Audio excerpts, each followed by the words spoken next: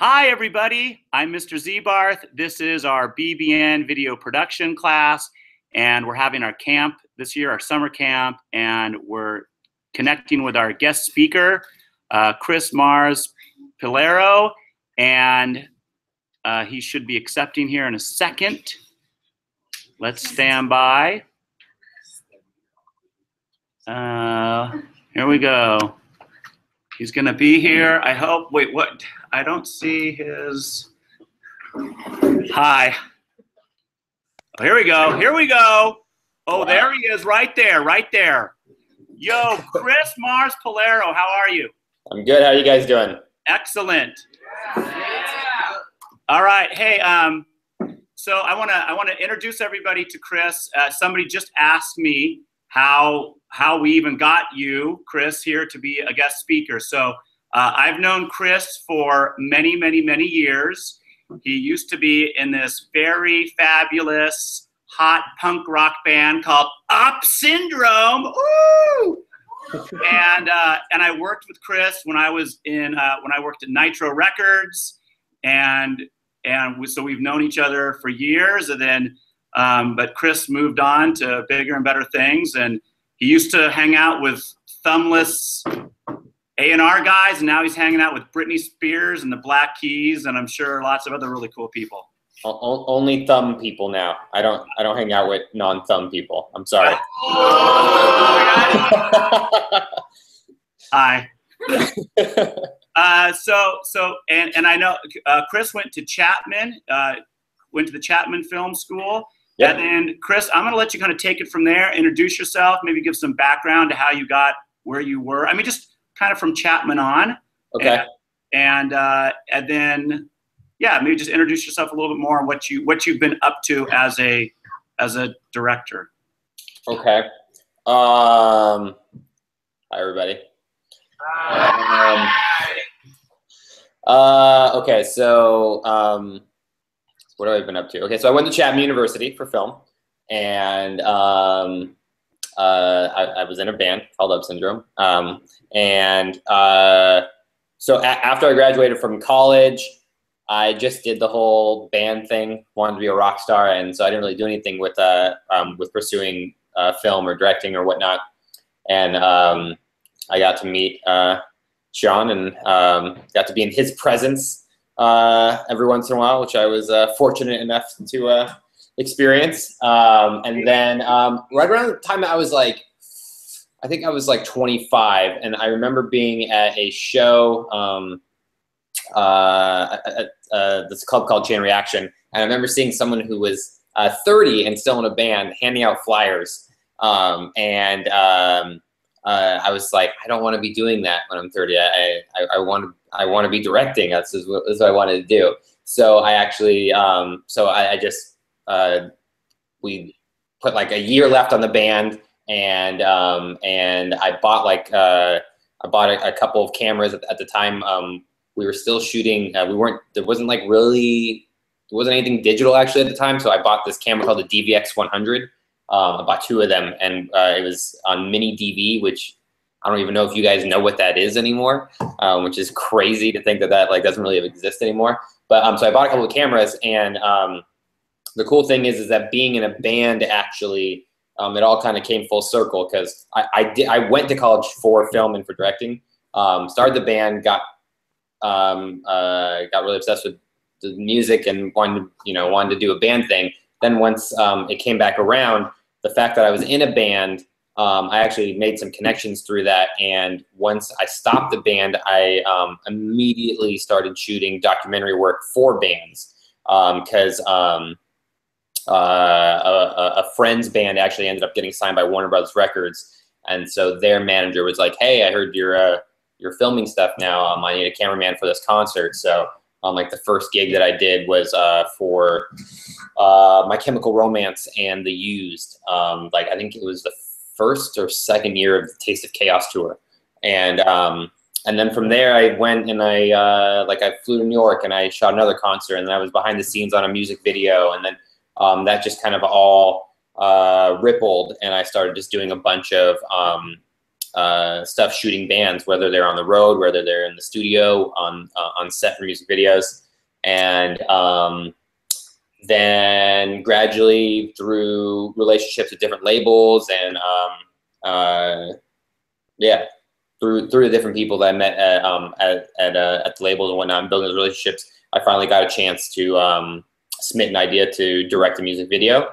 And then yeah, so then I'd say like I did like 2 small ones, and then I had done some promo stuff for the Black Keys, and so their marketing director then hit me up and asked me if I wanted to submit an actual official music video concept for Tighten Up, and which was going to be like their big like single off their new like their new album that Warner Bros. Was going to be pushing, and they really liked the concept, and so I did that video.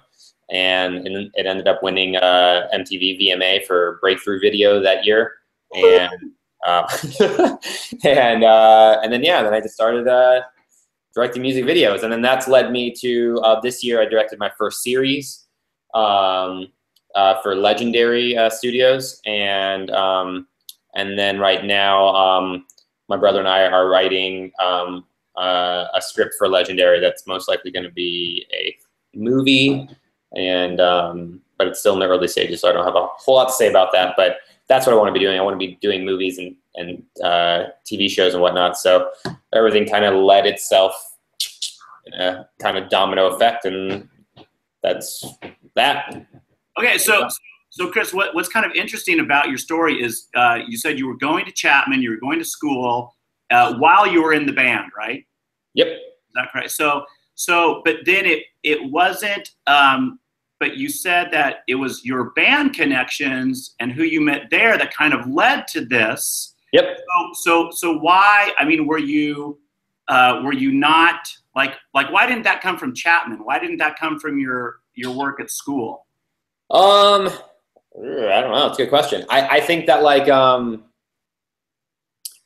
don't know. I mean, I definitely learned a lot at Chapman, but like they don't necessarily you know, a school is not necessarily going to connect you with the right people. They're going to give you a lot of tools and whatnot. And it's kind of what you do with them.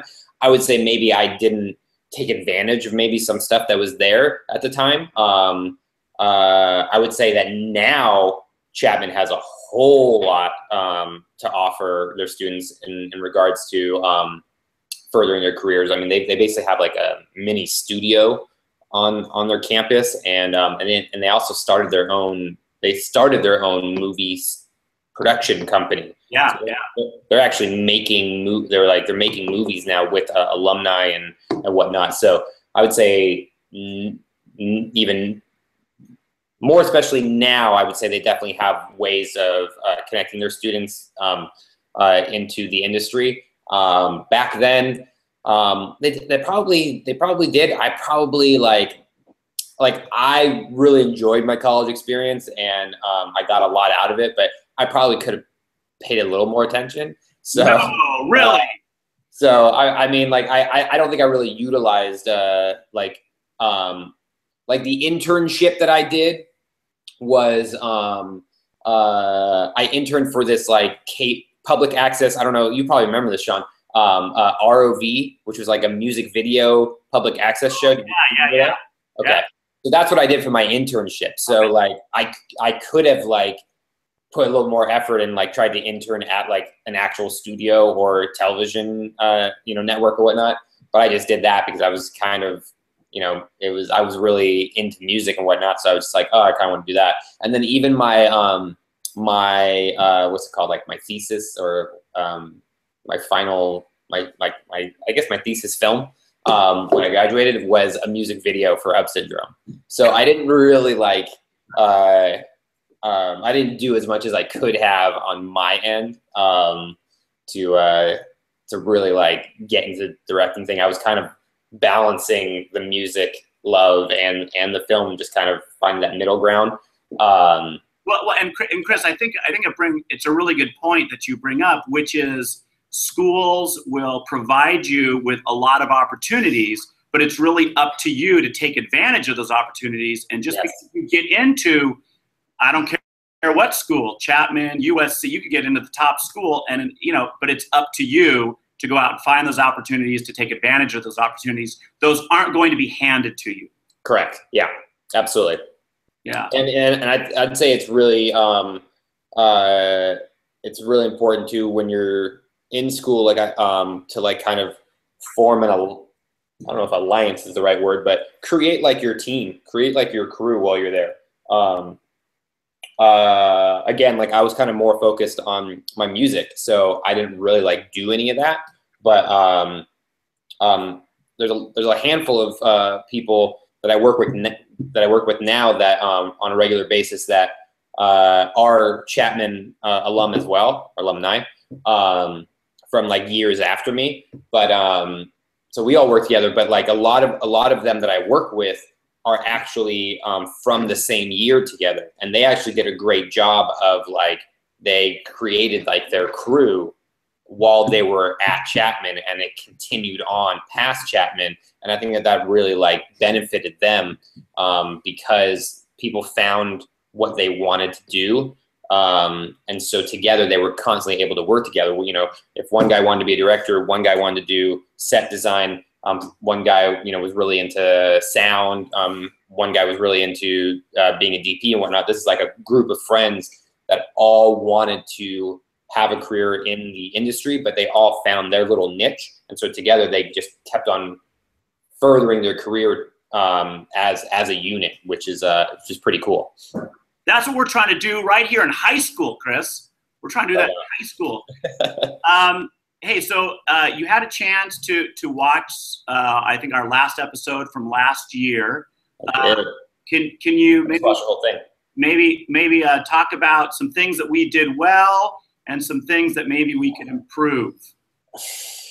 That's tough. I feel weird like critiquing it.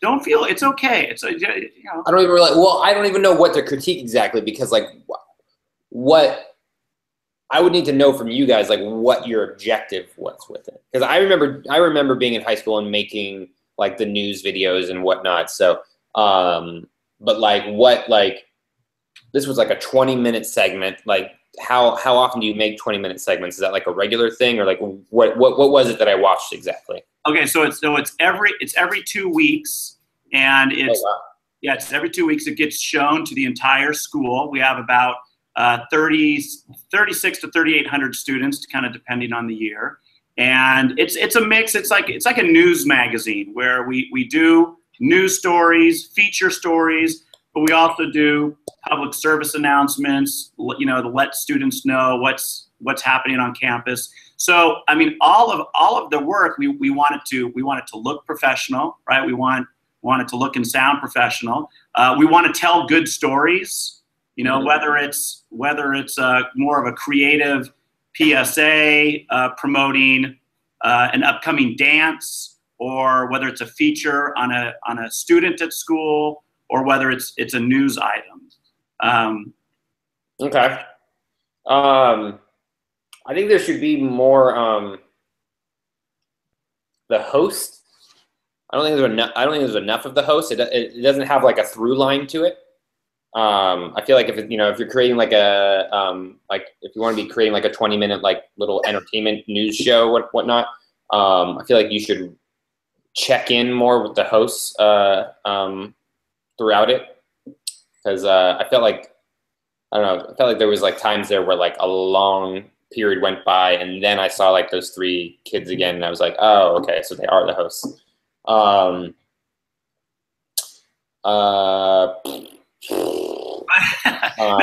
Chris, for instance, I mean that's actually a really cool tip. We've kind of followed that format for a while. I think the format is we have them check in at the beginning, at the middle, and at the end. And I mean that's just a really cool idea and tip that we could consider, because we've been doing that for a while, and that could be something. Yeah, I don't know. I mean, take take it for what it is. I don't. I don't. I feel weird critiquing this because I'm not. I don't know what's right or wrong about it, but I guess just my opinion while watching it. Yeah, no, there is no right or wrong. I mean, that's kind of the cool thing. One thing that we've done is we don't try to make it look like the 11 o'clock news. We don't put them in front of like a green screen or a studio. Yeah. We want it to be, so there is no right or wrong. We kind of make what we want to make. What kind of equipment do you guys use there? Well, I'm going to bring up one of the students to explain some of our equipment. I'm tired of talking. So here's somebody. Anybody? Brian, Leah. Somebody talk to me. It's equipment. It's the basic equipment. Edward, get up here. All right, Edward. Explain to them the equipment we use. So our cameras that we normally use are Canon 60Ds, and our mics that we use for audio are Rode shotgun mics, and that's basically the normal setup that we use for most of our packages here. Do you guys? What do you guys edit on? We edit on Premiere Pro. Okay. And do you guys have like a VFX division at all, or? Well, we have one person basically. One person. Yeah. Chris Felicia, he's a bundle of joy. Yeah. Wait, now, why is that? Because I would say especially the way that where we are with things, I feel like there's so much access to programs that can do awesome VFX now. Why you guys only have one person dabbling in that? I think it's mainly because not many of us are motivated to learn the VFX, but one person is, so he takes most of the workload for that. Really? Okay. Yeah, I mean, because that would be another note that while watching it, I was actually surprised that there weren't more VFX incorporated into sketches or anything of that sort. It just seems I mean, I would definitely say that that's a skill that I wish I had. I don't have it, but I definitely feel I also didn't have what you guys have when I was in high school. And you guys have After Effects that you can, that can do such powerful, huge VFX that that for a long time only big studios could access and whatnot. Is that what he's using, or what do you guys do? Yeah. I mean, and I would say, especially since you guys are editing on Premiere, that these are two Adobe programs that that sync. The two programs sync really well together. So Sean, you should definitely be pushing that. That should be an important aspect of this class, because I think that whether you want to be, if let's say you're just interested in being a director, or you're just interested in being an editor or whatnot, the skill set of being able to do VFX, or at least understanding them, let's say you're well, I have no interest in learning this stuff because I want to be a director, or I want to be a DP. I don't want to ever have to deal with that kind of stuff. Just the fact that you have bothered learning it and you understand it is going to help you in whatever, I won't say whatever role, because if you want to be a sound person, then yeah, it's probably not a huge deal. But I would say if you're interested in being a director, if you're interested in being a producer, an editor, or a DP, especially all of those, having knowledge of VFX is gonna really help you. If you're an editor, that's just gonna always help you, because you're gonna get more jobs. Because if you can take on something and and there's little small things that you can kind of bundle into your rate, that you're oh yeah, yeah, you're gonna hire me to edit it. But you also have these few things, I can knock those things out for you as well. Now you are one step ahead of the other person they're considering that doesn't have any of that that skill set. Especially if it's not going to be a super VFX heavy project. There's only a few things here and there. Those things are really, really helpful. Just in my series that we're in post on, when there was a handful of things that editing certain episodes where it's oh, well, I need to Like there were some times that we had to do like let's say we did a split screen on some stuff where there was different so different takes of the same shot, and like maybe one person did something in one take, but I wanted to use that in the same shot. So so my editor would he would just jump into After Effects and just do a quick thing of compositing together the two shots. He did it really quick. He actually had the knowledge to completely do it all, a final version. But his rough knowledge of putting it together just on a basic level, it then it allowed me to properly see the shot that I wanted. So like here's an editor going kind of above and beyond, and I was able to edit together the scene how I want it to be, as opposed to me having to choose between two shots and kind of having to settle. He was able to join the best two versions of two different shots. And there's a bunch of other stuff that just like little just little tracking shots. If like an object, let's say like in some scene, like there's like an object that needs to float around, right? And so I needed to figure out like the pacing of that shot. Well, rather than having to wait for a VFX person to come in, he was able to just do a rough version of that, so that way we could figure out the timing of the shot, and we could completely edit without having to rely on a VFX person. So there's little things like that that are really helpful, like from an editor, as a DP or a director. Like when you're setting up your shot, or when you're shooting it, if you have a knowledge of VFX and you know how you're going to composite something, whether or not you need green screen somewhere, whether or not you can pull off this shot with or without tracking markers, like all of that stuff is really, really helpful, regardless of whether or not you want to be a VFX artist. So I would definitely encourage all of you to learn that shit, because it's oops, I said shit, sorry. Yeah, I would definitely encourage all you guys to learn that stuff, because it's really important, and you're cooler for learning, for knowing how to do that kind of stuff. Is your one VFX guy who's cool? Who is he? Raise your hand. Is he here? Yeah. Right there. There we go. Good job, dude. Everyone think you're cool for doing those things? Oh yeah, no, he gets the mad respect he deserves. Matter of fact, I wish today was yesterday, because he had his VFX or die shirt on. So he's nice. And he's not dying, he's VFX. The rest of us are kind of dying. But Chris, you bring up a really good point, because in this class, some students are in it for 3 years, some students just 1 year. But my goal really is to have them be able to do everything. I want to churn out like backpack journalists, backpack filmmakers, where they can do it all. They could film it, they could plan it, film it, edit it, and do all that. And so we're always trying to improve everybody's skills, and that is something we've been talking about, is including that more in our training, so that we disperse that knowledge better than it's super important. And not just VFX. Like I would say in college, I took for granted learning about lighting and being a DP and whatnot. I would definitely, any of you who want to be a director, learn how to be a DP. Like not that you need to learn like to the extent of becoming a DP, but like really understand lighting and lenses. That kind of stuff is really important, because when you're on set and you want to shoot something, you want to composite a certain way, it's very, very helpful to be, to be able to tell your DP, like, all right, for this shot, I want a 50 mil.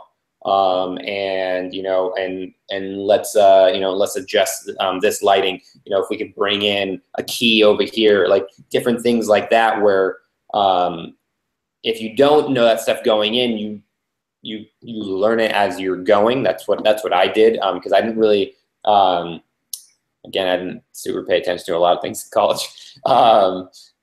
College is fun regardless of learning stuff.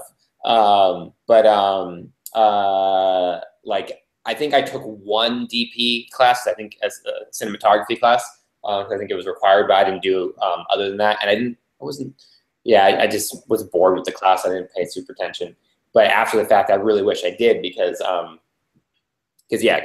understanding lenses, understanding lighting, all that stuff is really, really useful for you as a director, regardless of being a DP. When the different roles understand a little bit more about each other, you can work a lot better together, and it just makes you better at your craft when you've got like knowledge about the people that you rely on. Yeah, cool. I'm going to turn some time over to anybody who wants to ask a question. So anybody ready to ask their question? Yeah, Johnny. What's up, dude? Hey, man. Tell them your name. Tell them your name. I'm Johnny Bernard.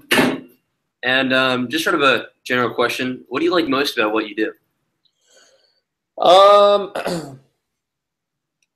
I really like telling stories. So I love creating. I love creating like a world and a story. Like I'm really fond of like characters and dialogue. So like when it comes to like my music videos, they're generally more like story based. I really don't do like music videos that are just kind of like performances. It's just not what I want to be doing.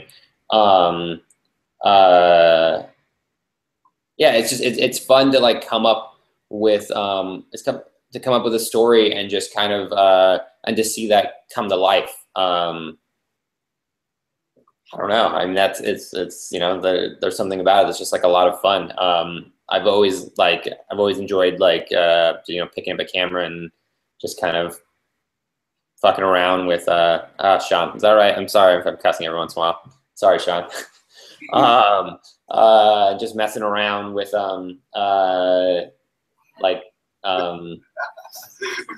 stuff like yeah. I mean, I remember being in high school and just like recreating scenes from my favorite movies and just making different sketches and stuff. Like when I was in high school, our video department was pretty popular, and so all the different what's it called, like subjects or what is classes there you go. It's been so long. So I guess like all the different classes and whatnot like incorporate video and whatnot. So like in English class, like we made like I still have it, we made like we made our own Hamlet movies. And in history class we made like little mini history movies, and in Spanish class we did too. So like I've always just enjoyed just like just creating characters and telling stories and whatnot. So to be able to get paid to do it is it's fun, man. It's cool. It's cool to like be able to think of an idea. Like I'm sure it's the same thing that like if you are into architecture and you make the plans for an awesome new skyscraper, and then you watch everyone, you know, put it together, and then you're standing in front of it and you're like, yeah, like I made this. It's a lot of fun to create create something to entertain people, and then be able to put it out there and just be like, yeah, this is what I wanted to do, and then to have people embrace it and whatnot. It's cool. All right. Cool. Thank you. Chris, that brings up another question that's kind of interesting. I mean, if you don't mind me asking, when did you graduate from high school, Chris? I graduated from high school in '97. Okay, so 1997, we had video classes back then, right? You were making videos, and as we've talked about, the tools, they're way more accessible. So how important do you think it is for high school students to be learning these skills? You know, because for instance, our district, we just received like the Adobe Creative Suite. So any student could access it. It's brand new to us. But you being out there in the workforce, I mean, how important, and can different students use it in different ways? Do you have to, just be a music video director to use some of these things? I mean, how else do you think knowledge of, Premiere and these editing and the different software, how important is that, do you think, for students to learn? I mean, I think it's really important. What was the first part of that question? Well, I mean, the first part. Sorry, the first part. You were doing this in '97. Yeah. And we do this now, but it seems like we don't do it more yet we have more tools. I don't think much. Yeah, you guys should be doing it more. It's crazy. Yeah, I don't think much has changed. I think the kids would say, yeah, we still do videos occasionally for some of our classes, but I don't think in education we've embraced it like we maybe should, based on the tools and the technology we have. Okay, so here's a question. Okay, so where are we? What's today's date? It's like August something. School's not in right now, right? This is like a summer class? Yeah, it's a summer camp, week before school starts.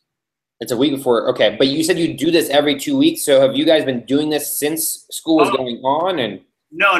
That was our last show, like back in June when school ended. And so we're just going to do the new one of this new school year next. In 2 weeks it'll come out. It'll come out. Okay, so how long have you guys right there that I'm looking at? Like, how long have all of you been in this class that I'm talking to right now? Since Monday. Oh, okay. Wait, so but then there are people who have returned. So there are probably 15 students who have been in the class already, and we have another like 18 or so who have joined the class. So, but do you get to do this class during the school year as well? Yes, yeah, it is a class. Oh, okay. So this is just like you're also just getting like you're doing like some summer credit right now or something. It's just because we want to get the year off. I like to get them trained before school starts so they learn the basics. Okay. Basic shooting, basic editing, and then we're 30 hours ahead of the game when school starts. Are all of you going to be in this class once school starts too? Yeah. You are. Oh, that's nice. That's some commitment. Nice. I mean, so do you get credit for this right now or no? Is this just for fun?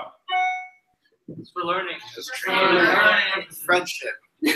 And friendship, good. Friendship's important.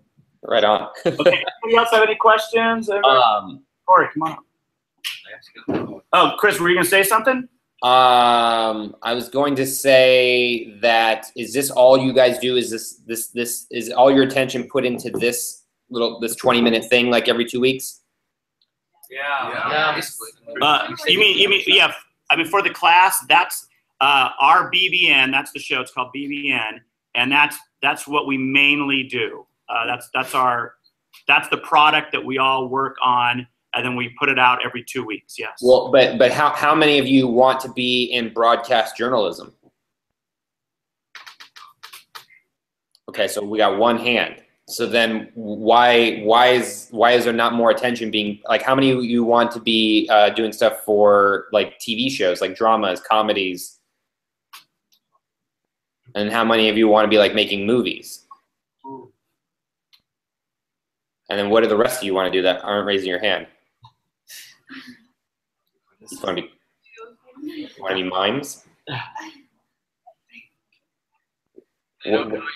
Somebody say something. What do you want to do if you didn't raise your hand yet? They said we're confused people. No. Okay, so you don't know. So you don't know for sure yet. But okay, so we got one person who raised her hand to be in broadcast journalism, yet all of your focus is strictly more or less on creating a broadcast journalism segment. I feel like there should be more attention being put into creating, creating short films, creating mini sitcoms or mini TV shows. Like, if that's what you guys want to be doing, I feel like the class should be catering to that more. It should cater to all of it, but definitely, while you're in high school, be working on that stuff. Oh, did we knock his question out of there? No. He's going to come back. He's going to come back. I want to ask one of my producers if they could answer, your question, because that's a very valid question. It's an interesting question. So, anybody want to lead? Do you know the answer? Do you know how to answer, Chris, with that question? I guess. Come on, go up here, Leah, up here.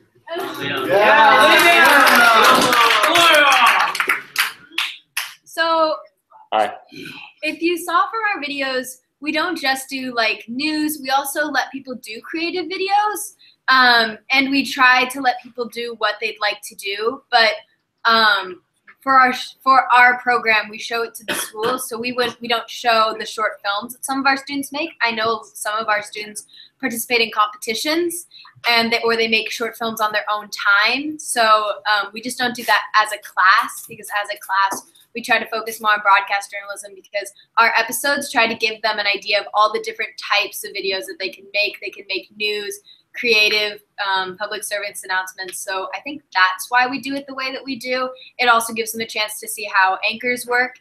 And so we try to like hit all the different points. And if we focus on short films only, I feel like not all of our students would be able to experience the news portion if that's what they want to do. So yeah. No, I don't think you should be strictly focusing on that. But like, is this the only class? Is there another division of the class, or this is it? This is the only class. I just feel like that's, and I feel like that's an unfortunate heavy focus on strictly the broadcast journalism. Because I mean, I did see how there was a couple, like there was that dude with like the wearing like the fake afro, and he was doing there was some type of sketch thing with that. And that's good, and I definitely would encourage that, because like, you know, sketch comedy and whatnot, is a huge thing that, like, you know, can get you, you know, obviously that's how Lonely Island started off, and Andy Samberg went on to SNL and all that kind of stuff. But so I feel like there should be, I don't know, I feel like there should be more love being given to all of those aspects, so that way, like, obviously you don't want to focus just on short films or anything of that sort. But I do think that if you guys want to be getting into making movies and making TV shows and whatnot, like, I think there's a lot more to learn, and there's a lot more resources that you can be utilizing during the school year to kind of be building those things up. Because like think of it this way, like I don't know how competitive film schools are right now and all that kind of stuff, but like, if you you know, when you're submitting, you often need to like show an example of something. So if you're like, if you are submitting to go to film school, and all you have to show is broadcast journalism thing, that's not necessarily going to benefit you. I definitely think it's good to practice and learn all these different things, because especially even now when you're in high school, and even in college, you're still like figuring out like what you totally love and what you want to be doing. But I definitely think that, like, and Sean, this is more to you, not your students, because, you know, you're the one in charge. Oh, bye. Sorry, I wasn't kicking you back to the chair. Well, I didn't. But like, I definitely think that you should be, you know, presenting more opportunities on that end, because that, you know, if that's what they want to be going on to do, it's like, it shouldn't be on your own time make a short film. Like, you know, these kind of things, you know, it shouldn't be on your own time write like a 10-minute, you know, TV show or something. Like, I feel like those should be incorporated into the course. Yeah, no, I think you're right, and it does really, like, kind of year to year, it depends, because we have always different students. And just really quickly, the reason why it's focused is that's how the class started, and it really is like a key kind of component of the school culture. And I agree that we should be doing that, but the students do have time and space to kind of explore and do things within the class that interest them. So they do have a lot of time. And if students want to, and with this group especially, I do have a lot more film people, and we've talked about, okay, you guys are into film. Why aren't we making a short film? Why aren't we, you know, putting on a film festival at our school? So there is time in the classroom to do that, but it does come from, you know, it comes from the students. I don't want to force, you know, that's what I try to do is, what are you interested in? And then how can I help you, you know, build that portfolio that you want? Yeah. So there is time built into that. But I want to get to other questions. Yeah, go. Corey, come back. Corey. You made it back, Corey. Made it. Corey in the house. Hey, Chris. How's it going? I'm just wondering how how your creative process is. How do you come up with your concepts and ideas? Do you brainstorm on your own, or do you brainstorm with like a trust of people? Either on my own or with my brother Don, who like I co-write a lot of stuff with. When it comes to a music video, I'll literally like listen to the song like hundreds to over 1,000 times. I'll just keep it on repeat, and sometimes it's just me pacing around my house. Sometimes it's me, like I have like something that I do that this would be something good to encourage you all to do is that I have like a folder, like whenever I'm online, whenever I come across some type of image that I'm like, that's really cool looking, I put into a folder. So creating like a database of like of images and stories and just even videos or anything of that sort that inspire you, that you think are really cool. Put them, bookmark them into a folder, or drag them onto your desktop in a folder and whatnot. And so when it comes time to brainstorming for stuff, like images can inspire you and get your brain thinking in a certain way. Or a lot of times there's something that you're like, oh, I want to do something like that. But you're gonna like, I don't know how many times, like there's been so many times that I've thought that and then I forgot to save it, and then like a year or two later I'm trying to think of this concept and I'm like, oh crap, there was this one thing, but I don't remember it anymore. So that's why it's nice to go to that folder and be like, oh yeah. Like, for example, I have this video that I did for this group called MKTO. And so it was like this, it's like this angsty video. And it's just like, it's one of those like little anthems of like, screw you adults, we're kids and, don't tell us what to do and yada yada. So I was trying to think of like a clever way to convey that message and and have fun with it or whatever. And at one point, like years ago, I remember seeing this picture of a guy holding onto a balloon floating in the air. And so I saved that image, and I was like, yeah, I want to do something like that. So then when coming up with the concept for MKTO, I kind of took that and rolled with it, and like created this idea of like, oh, they're handing over a bunch of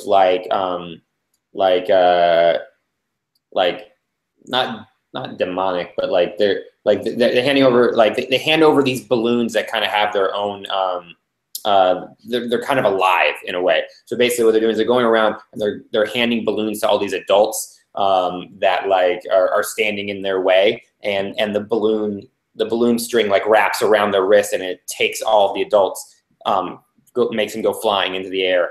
And so they're basically like ridding the world of these adults that are that are getting in their way. So but that concept, settle down, Sean. That concept came from me seeing that picture, and it kind of inspired a brand new idea. So I would encourage you guys to do stuff like that. I think it's like super helpful. And then a lot of times I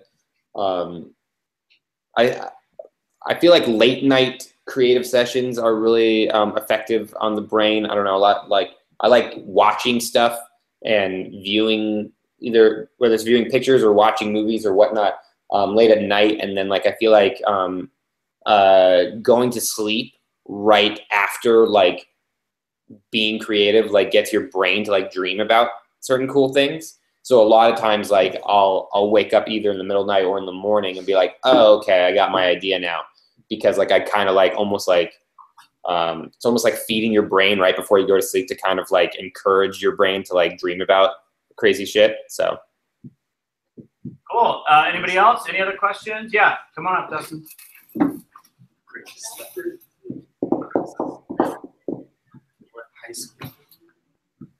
Hello. What's up, dude? Okay, so one of the reasons why I'm scared of going to like the film industry and stuff is because like I don't know, like everything's about like chance and stuff, and like like how if you didn't get that gig with the music video and stuff, like I don't know, things would have turned out differently. So like I'm just scared because there's no like certain path and everything's by chance. So could you like give me your advice? Yeah, I mean it definitely, like, I feel like when it comes to having a career in this industry, it's like it's all just kind of like a bunch of stuff thrown into a pot, because like talent can only get you so far. You know, who you know can only get you so far. Being the right place at the right time can only get you so far. But all of those things can play a factor. So so you definitely need to be prepared. Like when you're entering this kind of industry, like you are mostly just like working for yourself. So you do have to be prepared to kind of take that on, because, you know, it's not a regular, it's not a 9-to-5 job. There isn't that guarantee. But I would say that like that's where being good at what you do, but also being like a good person and being good to work with plays a part. Like if you ever watch, like, I mean, there's probably like a bunch of like movies that you see like in different actors that you see that like you wonder why like they keep on making stuff. And I think you know, it's a mixture. I think a lot, you know, there's definitely a lot of times where it's like, you know, that person just knows somebody and whatnot. But there's also a lot of times that like people have like further their career because of the fact that like they're just great to work with. And while they might not be like the best at what they do, I've definitely observed, even on my level, I've observed that like that often creates more work for people, because like I mean, yeah, unless you're like absolutely like brilliant and like pretty close to being one of the best at what you do, if you're like a pain in the ass to work with and you're just like not any fun to work with, you're not going to get as much work out of it, because you know, like it just makes sense. Like people want to hang out with people that, you know, that they enjoy working with. So so when it comes to building those relationships with your friends or building those relationships with other people, when you're on set, like whether or not you're a PA or a grip or, you know, whatever it is, if you've got an awesome attitude and you work really hard, those are important aspects that I've definitely watched my friends who started off as PAs but then become that become producers that are producing like all the time now, because they you know, they worked really hard and they kept those relationships going, and you know, and people liked having them around. So it's like when there's another job to book, they're at the top of people's lists and they're at the top of like their mind, because like, oh, well, I really liked working with Ryan, like he was awesome on that, like let's bring him on, without even like trying to consider like if there's somebody better per se. It's just because, well, Ryan was great to work with on the last one. So so I would definitely like say that like that's an important thing that like can easily kind of be forgotten, and it's an easy bit of advice. It seems like very just like, yeah, okay, of course, like be good, you know, be positive on set, or, you know, any of that kind of stuff. But a lot of people, you'd be surprised how many people like kind of forget and kind of either have an attitude on set or kind of take things for granted. And the people who don't definitely like stand out, and the people who like work really hard. Like my buddy Christian, who went to Chapman, he started off really small, was producing like little tiny things here and there, and he always like, I mean, the reason why like the reason why like he used to produce like a bunch of my videos, and the reason why I loved working with him, we became friends, but he also just always worked his ass off so hard, and he created a reputation for that. Like people knew that like, you know, if you needed, you know, if you were on a tight budget or whatnot, you needed a producer who was going to go that extra mile. Everyone knew like, yeah, Christian's going to get that shit done for you. Like he's going to make it happen. and now he's like he works his way up. Now he's like one of the executive producers over at Funny or Die, and he's in charge of like he might be in charge of their entire like video division now. I'm not very sure, like I mean, it was just was that 5 years ago or 4 years? It was like either I think it was 5 years ago that that we did our first gig together, and he was producing like a small indie, like low budget video for me, and that's how he got where he is, because of the fact that like everyone knew that they can count on him, and he's he was great to work with, but he went that extra mile and really worked his ass off. It's tough like giving advice about like this kind of aspect, because I totally understand what you're saying. Like it is a scary thing for most people going into this line of work, because there's just so many factors. There's so many variables, and that's really like you have to be strong about it. And I would definitely like encourage all of you to like be very good with your money, like that, like when you go into a line of work that that isn't 9 to 5, and there isn't guaranteed a guaranteed job around the corner, like it's very important that you know how to manage your own money, so that way you're not forced to either A, like take on something you don't want to take on, or B, have to give up on your dream because of the fact that like you need to pay rent, or you need to pay for gas and all that kind of stuff. There's like little things that can quickly add up and really push you in a corner. So that, I mean, I would say that that's definitely very important, like moving forward, like keep that in the back of your mind of managing your life well, because when you go into this industry, it's going to be really tough, and there are going to be times that you're not going to get work for like a little bit. So if you don't manage your life correctly and you let yourself get pushed into a corner, you may find yourself almost like forcing yourself to give up on your dream and your passion.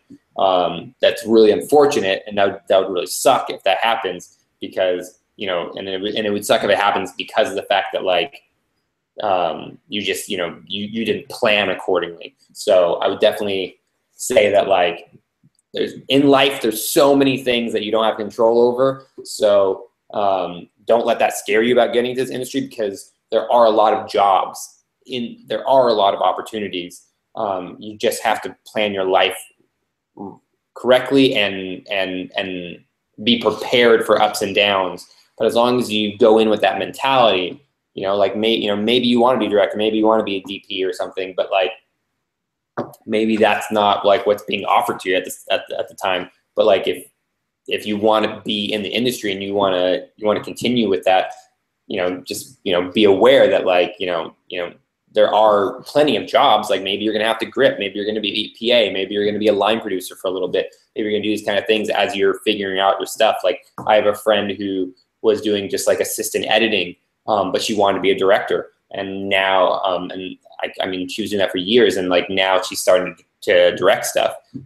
She didn't want to be an editor, but she was assisting people on that because she wanted to just be in the industry, so she was making sure that she was still in there, and she was still visible in that. And then she worked her way into becoming that director. And I see that a lot of times with people being PAs, being assistants to things, and then you work your way to the job that you want. But plan, as lame as it sounds, like plan your life accordingly, so that way you're prepared to take on any of these like little elements that might kind of be a bump in the road, so that way you don't give up on what you want to be doing. Because if you really love it and want to do it, like you should do it. Cool. Anybody else have anything? Yeah, Stacey, come on up. Hi. Hi. I'm Stacy. Stacy? Stacy. Hi. So why is your seat so far? I can only like see like an eyeball. there. There we go. Okay. So you said at the beginning you were focusing on music and film. Like in college you were kind of like balancing both. So if you like weren't really sure what path you wanted to take, what made you want to go to film school? Well, so I always wanted to be a director, but then I really loved music, and I started the I may have started the band because like my older brother was actually in a band in high school, and so he kind of like got me interested in being in a band and whatnot. But like when I was in high school, like I knew, like, well, I originally wanted to be an actor, and so junior high into high school, I wanted to be an actor, and then my video division in high school is what got me really interested in wanting to be a director and whatnot. So going into college, I 100% knew I wanted to be a director. The music aspect kind of sidetracked me, but like I always knew I was going to come back to it. I just didn't know when. So then there was just like little variables that like kind of alerted me and whatnot. But yeah, I always knew I wanted to be that. Repeat your question though. So my question was just like, how you basically answered, because I was like, how did you know you wanted to go to film school? Like, what made you want to do film school? If you're like kind of balancing both, and you kind of answered that. Okay, yeah. So there you go. But I mean, why are you asking that? What about? I was just curious of what made you want to go to film school. Like, I was just curious, like, how you got on that path. Okay. Yeah. So I definitely always wanted to be a director. And so then the music thing was just kind of like a little side note. Yeah. So yeah. But I mean, and I would say that like film school is awesome, and there's definitely a lot you can learn from it. But at the same time, like I'd also say that like if you're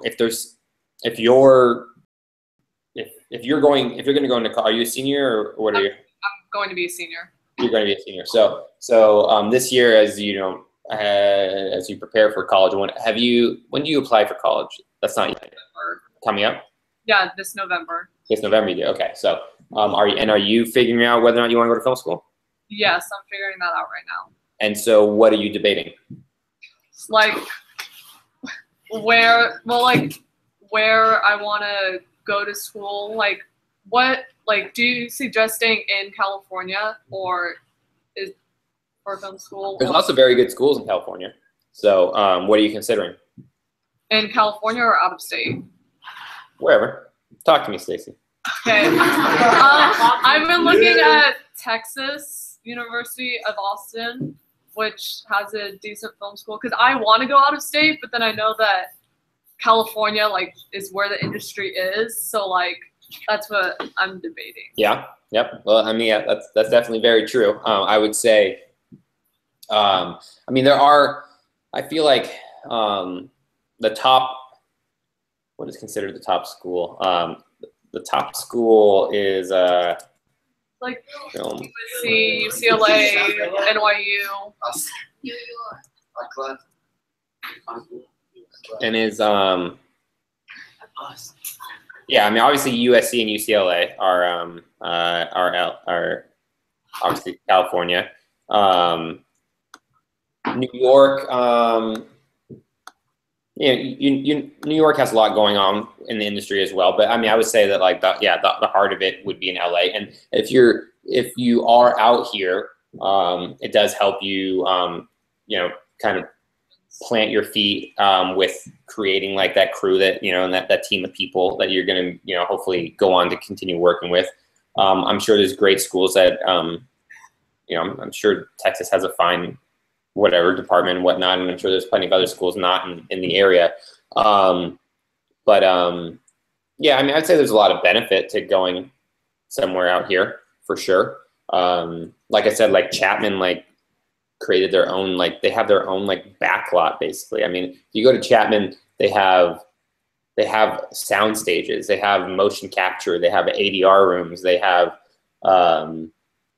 basically like everything you would need to like legitimately like shoot an indie feature film. So and I'm pretty sure that UCLA and USC have a lot of stuff like that too. So yeah, I mean, there's definitely a lot more benefit to staying in California. At the same time, I feel like with how easy it is like to own a camera that you can shoot like great stuff with, And like that 60D is totally legit. And the sound equipment that's out there, and then the editing software and all that kind of stuff.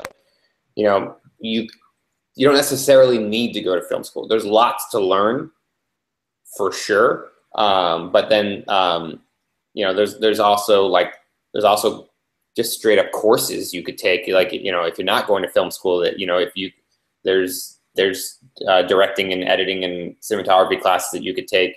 That if you decided you didn't want to major in film and you just did that like on the side, there's plenty of that can be done. And there's what's his face? His name's escaping me at the moment, but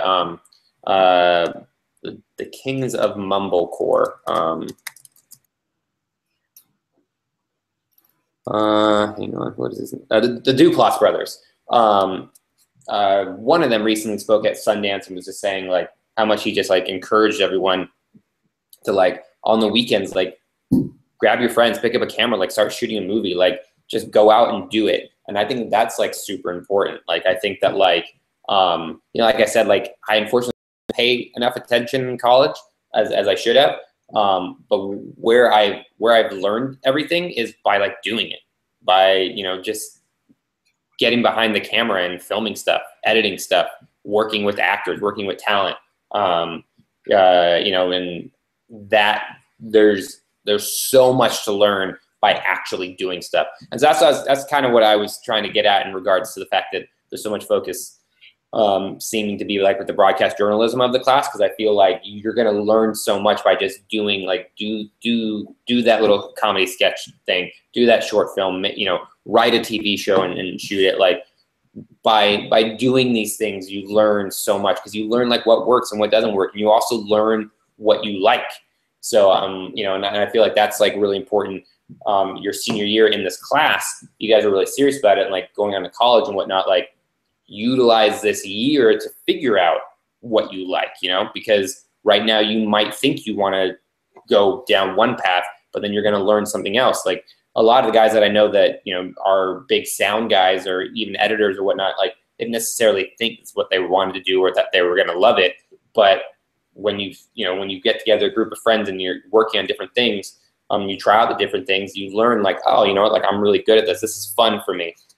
So I feel like utilizing this year to like try a bunch of stuff like that is super important. I'm sorry, I expanded on your question, Stacey. Fine. Awesome. Hey, Chris, thank you so much, man. We totally appreciate your time. Yeah, buddy. Our lunch just arrived, and so right. we have pizza fumes wafting, across our nostrils here. But we really appreciate it. You've given us some, good stuff to consider. And can we give them a big round of applause? All right. So, I've been trying to track Chris down. I was looking back on our Facebook chats, and I think the first time I asked you was in 2012. I think I've been trying to make this happen for 3 years. Yeah, it goes fast. So, but sorry, dude. No, it's fine. It's fine, dude. You're busy, man. But no, I appreciate it, and I'll give you a call, and we'll catch up. All right. Early. But thanks tons, Chris. Appreciate it. Yeah, for sure.